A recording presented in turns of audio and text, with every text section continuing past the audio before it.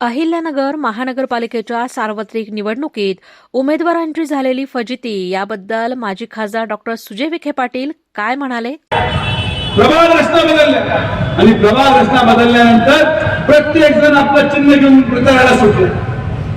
उमेदवारांना त्यांचा प्रभाग पुढे चालू होतो पुढे संपतो माहित नाही.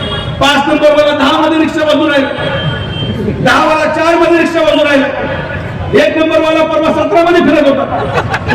पुढे प्रभाग आहे माहिती नाही. कोणी नारळ घेऊन आहे, ते नारळामध्ये काय पाणी आहे माहिती नाही. कोणी पंखा घेतला तर कधी डॉक्टर पडत हेही माहिती नाही. ती मशाल पूर्णपणे विजलेली आहे, त्याच्यामध्ये आता पेट्रोल रॉकेट राहिलेलं नाही. तुतारीची पूर्ण हवा निघून गेली, ती वाजायची काही परिस्थिती नाही. शिट्टी आहे पण ती वाजली तोंडावर आवाज करून गेला हे माहिती नाही. विविध चिन्ह घेऊन आज नुसतं प्रचाराला लोक सुटलेले आहेत. कोणाकडे आपण मत मागतो हे काही उमेदवारांना माहित नाही. नुसतं प्रचार फेऱ्या घेऊन सुटले, नमस्कार नमस्कार नमस्कार, मतदान टाका मतदान टाका.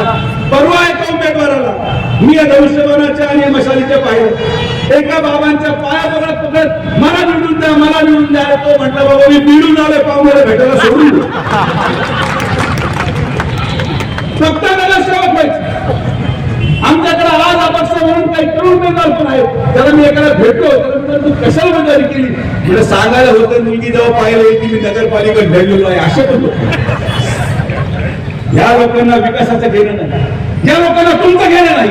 हे लोक फक्त आणि फक्त या नगरपालिकेचा तमाशा पाहायला निवडणूक करतात. प्रतिनिधी अमोल भांबरकर, राष्ट्र प्रथम, अहिल्यानगर.